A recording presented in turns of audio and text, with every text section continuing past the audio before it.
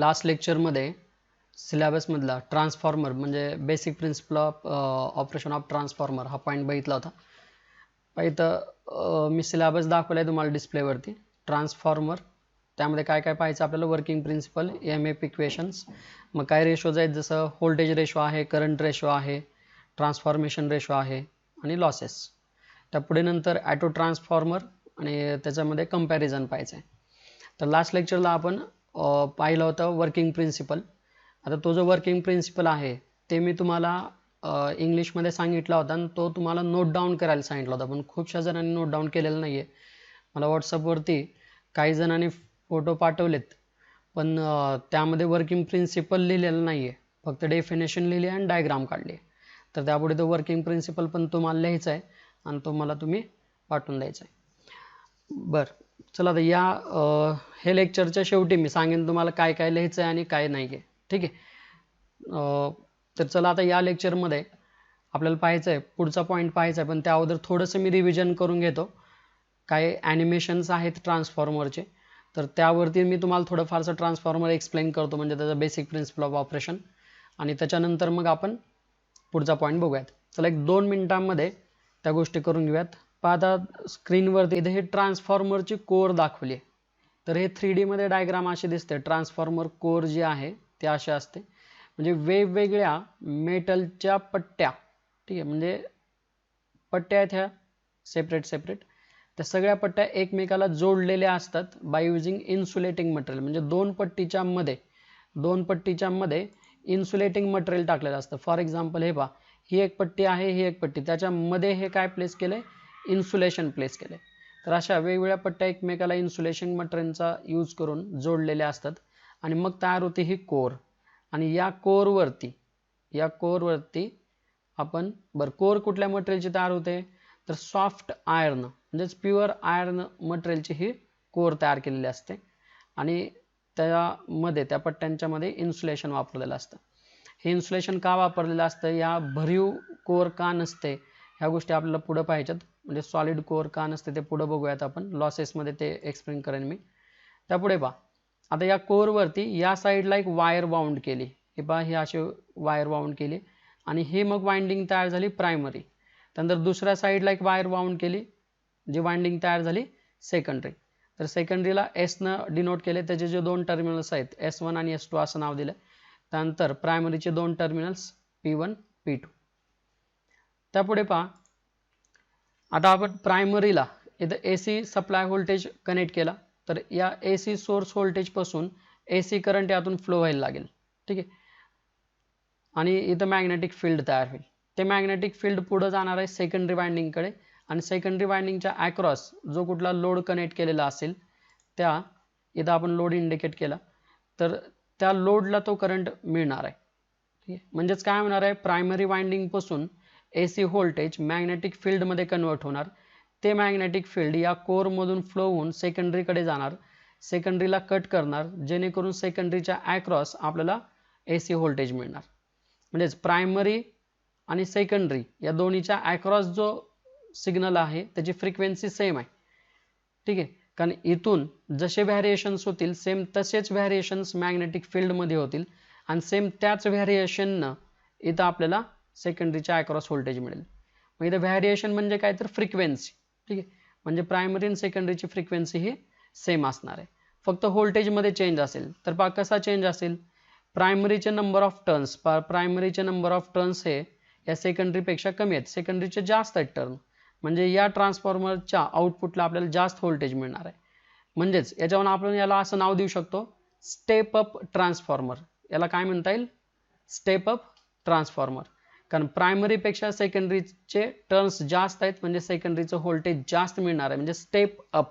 म्हणजे काय होणार आहे, स्टेप अप होणार आहे. तर याला स्टेप अप ट्रान्सफॉर्मर म्हणता येईल. त्यापुढे पहा, पुढे थोडंसं ॲनिमेशनमध्ये मी तुम्हाला इंडिकेट करतोय की वर्किंग कसं होतं नक्की. पूर्ण लेबल केलेली हे डायग्राम आहे. तर बघा, दोन टाइप्स आपण बघितलं ट्रान्सफॉर्मरचे. On the basis of transformation ratio हे दोन टाइप्स आहेत. तर स्टेप अप ट्रान्सफॉर्मर आणि स्टेप डाऊन ट्रान्सफॉर्मर.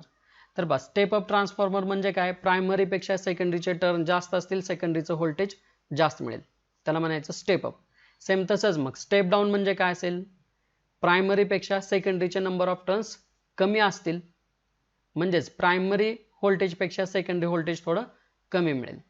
ठीक आहे, ते कितीने कमी मिळेल वगैरे त्याच्यासाठीचे इक्वेशन्स आहेत, ते पुढे पाहायचेत आपल्याला. तर इथं बेसिक प्रिन्सिपल समजून घेतो आपण. पहा इथं 2 ट्रान्सफॉर्मर इंडिकेट केलेले आहेत. पहा पहिला ट्रान्सफॉर्मर ज्याच्यामध्ये प्रायमरीचे नंबर ऑफ टर्न्स सेकंडरीपेक्षा कमी आहेत म्हणजे हा झाला स्टेप अप, किंवा असं म्हणू शकता सेकंडरीचे टर्न जास्त आहेत म्हणजे स्टेप अप. इथं सेकंडरीचे टर्न्स कमी आहेत म्हणजे हा झाला स्टेप डाऊन, कारण याच्यामध्ये प्रायमरीपेक्षा सेकंडरीचं व्होल्टेज कमी मिळेल. तर हे झाले step up and step down transformer. Working principle कसा याचा, प्रायमरी कडून जे व्होल्टेज आहे एसी व्होल्टेज, त्या एसी व्होल्टेजमुळे इथे मॅग्नेटिक फील्ड तयार होईल. त्या मॅग्नेटिक फील्डमुळं कोरमध्ये मॅग्नेटिक फील्ड फॉर्म होईल. ते मॅग्नेटिक फील्ड सेकंडरी कॉइलला कट करेल आणि सेकंडरीच्या अक्रॉस व्होल्टेज मिळेल. तर इथं थोडंसं ॲनिमेशनमध्ये इंडिकेट केलेलं आहे पहा. तरी असं याचं व्होल्टेज मिळत जाणार आहे. सगळ्यांकडे जे बुक अवेलेबल आहे त्या बुकमधून मी आता शिकवतो. हे फुल स्क्रीन करून घेतो. ओके,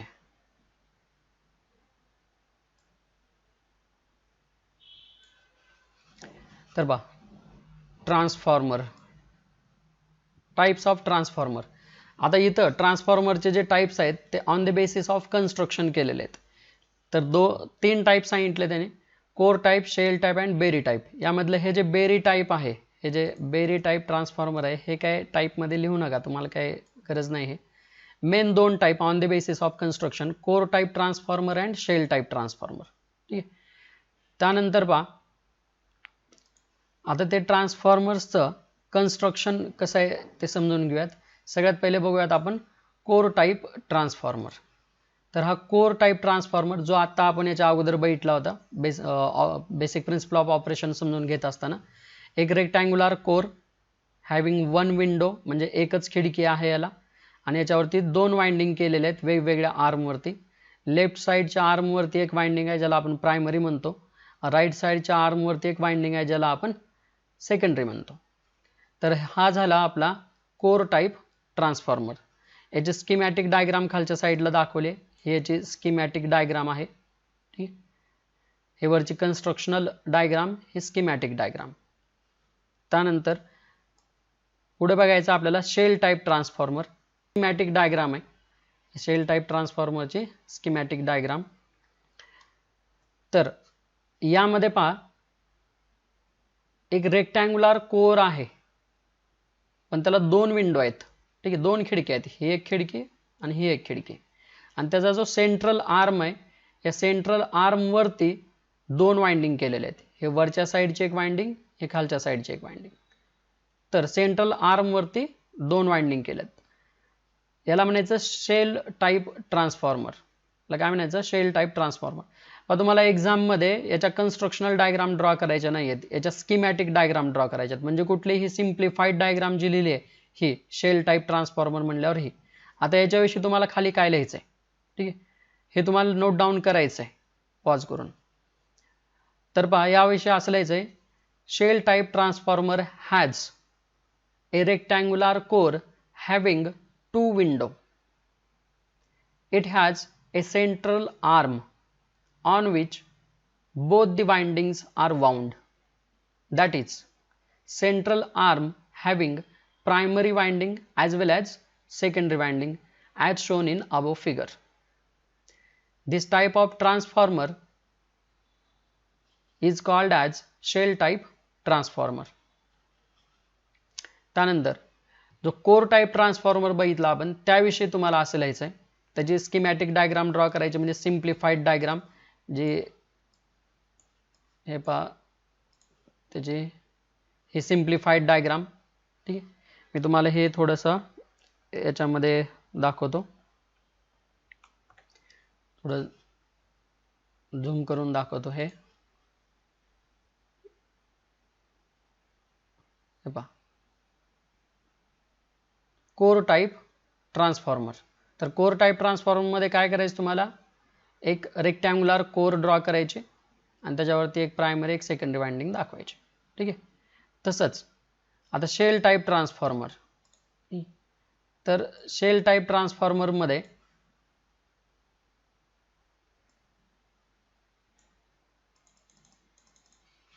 हा शेल टाईप ट्रान्सफॉर्मर.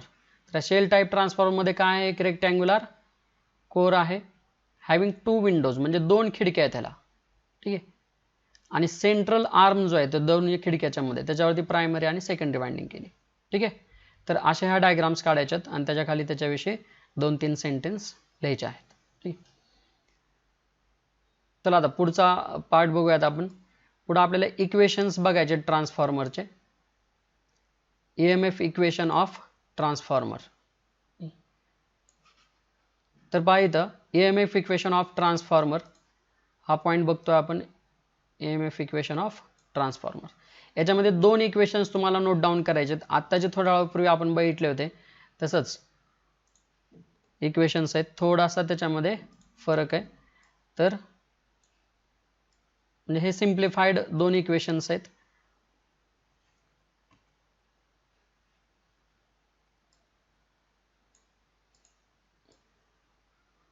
तर हे पहा या ठिकाणी ते 2 इक्वेशन्स दिलेले आहेत. हे इक्वेशन्स जस्ट तुम्हाला नोट डाऊन करायचे. त्याच्यामध्ये इथं जे काही थेरी दिलेली आहे ते काही लिहायची गरज नाही. मी जे तुम्हाला आत्ता सांगतोय तेवढंच फक्त लिहायचं आहे. तुम्हाला काय करायचं पहा की सगळ्यात सुरुवातीला तर types of transformer, core type, schematic diagram त्याविषयी 3-4 सेंटेन्स जे मी इंग्लिशमध्ये सांगितले.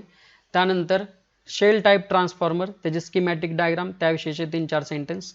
त्यानंतर EMF equation, EMF equation of transformer या पॉईंटमध्ये तुम्हाला लिहायचं आहे हे 2 इक्वेशन्स. त्यामधलं पहिलं इक्वेशन आहे E1 is equal to 4.44 F N1 φm volts. ठीक. पहा थोडं झूम करून सांगण्याचा प्रयत्न करतो मी आता.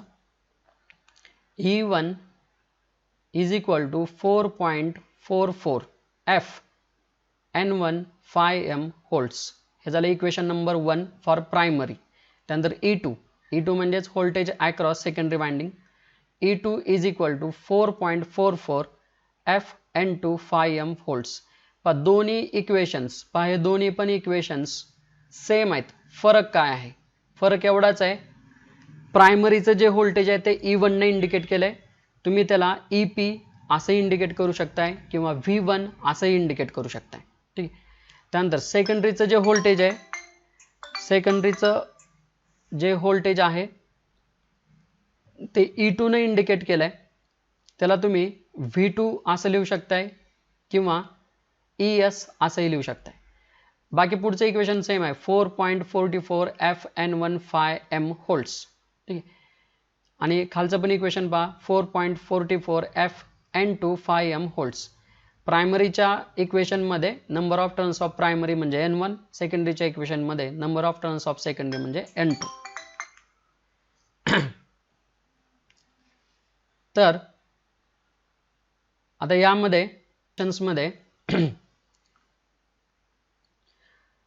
where E1 indicates primary winding voltage, then 4.44 is a proportionality constant, then F is frequency of signal, N1 number of turns of primary, phi m maximum flux across the core.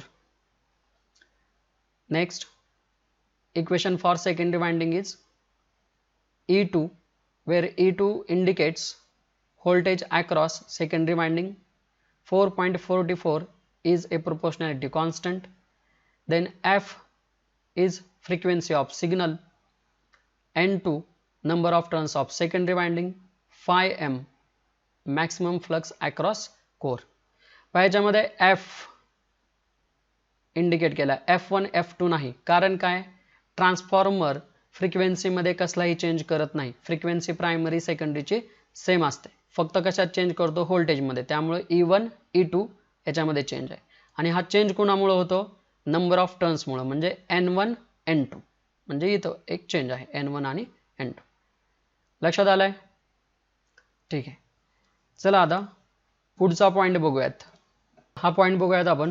Voltage ratio of the transformer with load. पण दोन टाईपना आपल्याला ratios काढता येतात, with load, without load. ठीक आहे, पण आपल्याला स्टडीसाठी इथं विथ लोड आहे सगळं. ठीक आहे, पॉवरसाठीचे दोन इक्वेशन्स आहेत, with load and without load आणि हाफ लोड, म्हणजे तीन इक्वेशन्स आहेत. With full load, with half load and with no load. तर ते पॉवरसाठीचे इक्वेशन्स आहेत, ते सगळ्यात शेवटी बघूया आपण. तर चला आता जे महत्त्वाचे ते इक्वेशन बघूयात. Voltage ratio of transformer with load. आता व्होल्टेज रेशो कसा काढता येईल? व्होल्टेज रेशो म्हणजे काय? Primary voltage to the secondary voltage. मग पहा, प्रायमरी व्होल्टेजचं इक्वेशन काय? E1 is equal to 4.44 phi m f n1 volts. Secondary व्होल्टेजचं equation E2 is equal to 4.44 phi m f n2 volts. ठीक, आता याचा रेशो घ्यायचा, म्हणजेच काय? E1 upon E2, primary voltage to the secondary voltage. तर voltage ratio घेतला E1 upon E2 is equal to काय होईल? 4.44 कॅन्सल होऊन जाईल, phi m कॅन्सल होईल, f कॅन्सल होईल, राहील फक्त काय? n1 आणि n2. म्हणजे काय तयार झालं मग? E1 upon E2 is equal to n1 upon n2. म्हणजेच आपल्याला काय भेटला मग? याचा रेशो भेटला. E1 upon E2 is equal to n1 upon n2. याला म्हणायचं हा तयार झाला आपला व्होल्टेज रेशो ऑफ ट्रान्सफॉर्मर. त्यापुढे पहा आता डेफिनेशन बघूयात आपण व्होल्टेज रेशोची. तर हे पहा, या ठिकाणी हे डेफिनेशन दिलेले आहे व्होल्टेज रेशोचे. जे तुम्हाला महत्त्वाचं आहे ते मी जे शिकवतोय तेच फक्त तुम्हाला नोट डाऊन करायचे त्या बुकमधून सुद्धा. बाकी विनाकारण काय व्हायचंच नाही. आता याच्या अगोदर एक एक्झाम्पल वगैरे झालं, ते सगळे एक्झाम्पल्स आपल्याला शेवटी घ्यायचे चॅप्टरच्या. ठीक आहे, त्यामुळे मध्ये मध्ये एक्झाम्पल्स वगैरे काय घेत बसायचं नाही. तर बघा, डेफिनेशन ऑफ व्होल्टेज रेशो आताच सांगितलं होतं, primary voltage to the secondary voltage. मग आता डेफिनेशन म्हणजे काय? तर पहा, the ratio of primary and secondary terminal voltages V1 and V2 is called as voltage ratio. हेच तुम्ही असंही लिहू शकताय. It is the ratio of voltage across primary to the voltage across secondary. तुम्हाला जी डेफिनेशन चांगली वाटते ती लिहा. मग voltage ratio is equal to primary terminal voltage V1 upon secondary terminal voltage V2. तर हे झाले तुमचे डेफिनेशन. ठीक आहे, व्होल्टेज रेशोचे. आता पुढचा पॉईंट बघूयात आपण, ट्रान्सफॉर्मेशन रेशो. तर हे पहा, हा पॉईंट पाहायचा आपल्याला आता, ट्रान्सफॉर्मेशन रेशो. ट्रान्सफॉर्मेशन रेशोचे डेफिनेशन काय आहे? The transformation ratio for voltage is defined as the ratio of secondary voltage to the primary voltage of transformer. It is denoted by K. तर बघा, ट्रान्सफॉर्मेशन रेशो म्हणजे काय? सिंपल याचे definition असे करता येईल. It is the ratio of secondary voltage to the primary voltage. Mathematically transformation ratio K is equal to secondary voltage V2 divided by primary voltage V1. हेच तुम्ही E न पण इंडिकेट करू शकता, E2 अपॉन E1. आणि आपल्याला माहिती आहे याचा जो व्होल्टेज रेशो आहे त्याच्यानुसार आपण काय लिहू शकतो मग? E2 upon E1 is equal to N2 upon N1. ठीक आहे, तर हे लिहा नाही तर न लिहा, काय फरक नाही पडत. ट्रान्सफॉर्मेशन रेशो म्हणजे काय? It is the ratio of secondary voltage to the primary voltage of transformer. It is mathematically written as K is equal to V2 upon V1 or E2 upon E1. That's it. Next point, turn ratio. हा syllabus मध्ये नाहीये, पण इथं book मध्ये दिलाय म्हणून मी घेतोय, काय एवढा महत्त्वाचा नाही. तर बघा, टर्न रेशो म्हणजे काय? Number of turns of primary to the number of turns of secondary. Mathematically turn ratio is equal to N1 upon N2. तर हा टर्न रेशो, हा काय तेवढा महत्त्वाचा नाही, हा काय एक्झाम मध्ये विचारत पण नाहीत कधी. त्यापुढे पहा, आता मग K म्हणजे काय झालं? Transformation ratio. ठीक आहे, आता चला याच्यावरून आपल्याला ट्रान्सफॉर्मेशन रेशोवरून आपल्याला दोन ट्रान्सफॉर्मरचे टाइप्स मिळतात, ज्याला स्टेप अप आणि स्टेप डाऊन ट्रान्सफॉर्मर असं म्हणतात. ठीक आहे. स्टेप अप ट्रान्सफॉर्मर म्हणजे काय, सेकंडरीचं व्होल्टेज जास्त असतं. स्टेप डाऊन म्हणजे काय, सेकंडरीचं व्होल्टेज कमी असतं. ठीक आहे. याच्या अगोदर मी सांगितलं होतं ते. तर चला, तर आता हे जे इक्वेशन आहे K is equal to V2 upon V1. समजा सेकंडरीचं व्होल्टेज जास्त आहे म्हणजे V2 जास्त आहे. समजा V2 आहे 20, त्या खालचा हा जो V1 आहे, V1 आहे समजा V1 कमी आहे V2 पेक्षा, तो आहे समजा 10. किंवा एक काम करू आपण, दोन्ही सेमच आहेत समजा. V2 आहे 20, V1 पण 20 आहे. तर K ची व्हॅल्यू काय येणार, कॅल्सी लागते का हे करायला. पहा, V2 20, V1 20, 20 अपॉन 20 1. K ची व्हॅल्यू काय येणार 1. ठीक आहे. हा K जो आहे याला म्हणतो आपण ट्रान्सफॉर्मेशन रेशो, म्हणजे ट्रान्सफॉर्मेशन रेशोची व्हॅल्यू काय आहे 1. याचा अर्थ काय होईल, ट्रान्सफॉर्मेशन रेशोची व्हॅल्यू जर 1 असेल तर प्रायमरीचं व्होल्टेज आणि सेकंडरीचं व्होल्टेज सेम असतं. ठीक आहे. आता पुढचं एक समजून घ्या. समजा सेकंडरीचं व्होल्टेज जास्त आहे म्हणजे V2 जास्त आहे, तो आहे 20 आणि V1 आहे 10, म्हणजे V1 कमी आहे 10. ठीक आहे. आता सांगा मला 20 अपॉन 10 म्हणजे K ची व्हॅल्यू मिळणार आहे, किती मिळेल, 20 अपॉन 10 म्हणजे 2. तर K ची व्हॅल्यू काय भेटली 2. म्हणजे जर ट्रान्सफॉर्मेशन रेशो हा 1 पेक्षा ग्रेटर असेल, 2 हा 1 पेक्षा ग्रेटर आहे ना, तर ट्रान्सफॉर्मेशन रेशो हा 1 पेक्षा जर ग्रेटर असेल तर सेकंडरीचं व्होल्टेज कसं असतं, जास्त. ठीक आहे. सेकंडरीचं व्होल्टेज काय असेल, जास्त असेल. म्हणजे अशा ट्रान्सफॉर्मरला काय म्हणतो आपण, स्टेप अप ट्रान्सफॉर्मर. म्हणजे जर K ची व्हॅल्यू ग्रेटर दॅन 1 असेल तर स्टेप अप ट्रान्सफॉर्मर, आणि सेम असंच जर K ची व्हॅल्यू 1 पेक्षा कमी असेल तर step down transformer. For example पहा, V2 ची व्हॅल्यू आहे 10, तुम्ही नोट डाऊन करत जावा मी जे हे सांगतोय, मग तुम्ही ते कॅल्क्युलेट करत जा. तर V2 ची व्हॅल्यू आहे 10, V1 ची आहे 20. 10 अपॉन 20 म्हणजे किती येणार 0.5. 10 अपॉन 20 म्हणजे काय येणार 0.5. 0.5 हा 1 पेक्षा कमी आहे, म्हणजे K ची व्हॅल्यू जर 1 पेक्षा कमी असेल तर त्याचं मिनिंग काय होणार, तो स्टेप डाऊन ट्रान्सफॉर्मर आहे, कारण सेकंडरीचं व्होल्टेज कमी आहे. तर पहा, या तिन्ही पण गोष्टी इथं समराइज केलेल्या आहेत. या तिन्ही पण हे पहा, स्टेप अप ट्रान्सफॉर्मर.